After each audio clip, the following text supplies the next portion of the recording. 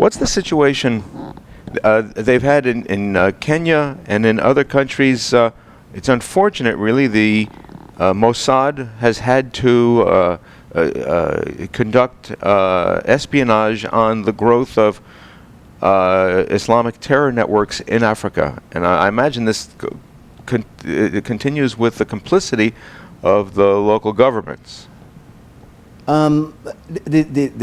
The issue of the growth of Islamic fundamentalism and terrorism in Africa is one of interest because it was a problem that was neglected. You know, it was neglected by the West. Now, you find that the Islamic fundamentalism it was first sponsored by Gaddafi when he had the Islamic Legion. The Islamic Legion formed by Gaddafi was the first Islamic terrorist movement in Africa. But at the time, the West liked his oil, they wanted his money, they were so intimidated that they would do nothing. But that army, that Islamic, the Islamic army formed by Gaddafi, terrorized much of Central Africa, Chad particularly.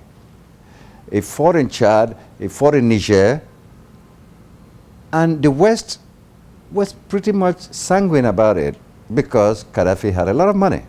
Now, later on, what they call now Al-Qaeda, which was formed supposedly by Osama bin Laden, the principal soldiers, the principal foot soldiers of Al-Qaeda in the beginning came from Gaddafi, that Gaddafi's Islamic Legion.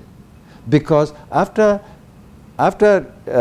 Reagan ordered the bombing of Gaddafi's palace in Tripoli, he decided to slow down on his interventionist policies in Africa. So when Osama bin Laden came up, Gaddafi handed over the Islamic Legion to Osama bin Laden. That's why most of the so-called experts on terrorism and things in the West don't know anything about the development of fundamentalism in Africa and the terrorist movements. Then you see the Boko Haram now that are so famous in Nigeria, the infamous Boko Haram. That was a movement which was formerly known as the Maitasini. It was started by a man called Marwat Maitasini. He was a Cameroonian. He actually started in my country, in Cameroon. But the government was very firm in its fight against fundamentalism and terrorism. And they were wiped out of Cameroon. They had a little town, and the government went and cleaned out the whole town to the consternation of the West, to the condemnation of the United States. So Maitasini Marwa moved with his followers to Nigeria. That is what has evolved today to what you call Boko Haram. So all these fundamentalist terrorist organizations developing in Africa developed with the full knowledge and the full understanding of the Western world. Nobody cared at the time because only Africans were threatened.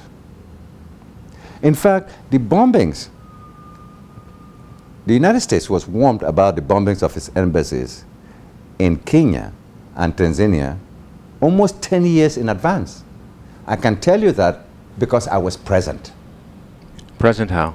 In Lagos, when a representative of the American government was warned, there was an attempt, there was a plot to bomb American embassies in Africa, in West Africa and in East Africa.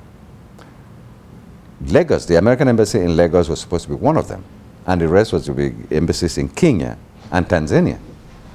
American officials were warned about this project in 1991. So long before those embassies were bombed, the United States was warned about the action of Islamic terrorists in Africa. But they wouldn't do anything. Why? Because the leading officials of Nigeria were Muslims. And Nigeria was having a lot of oil. And American corporations, American oil corporations, corporations dominated American foreign policy. And so you couldn't do anything against Muslims because the leaders of Nigeria were Muslims. So America itself tolerated this situation to the extent that I personally hold officials of the US government responsible for the deaths in their embassies in Kenya and Tanzania. They were informed, and I know that they were informed well many years in advance because I was there. I was present at a meeting where their representatives were informed.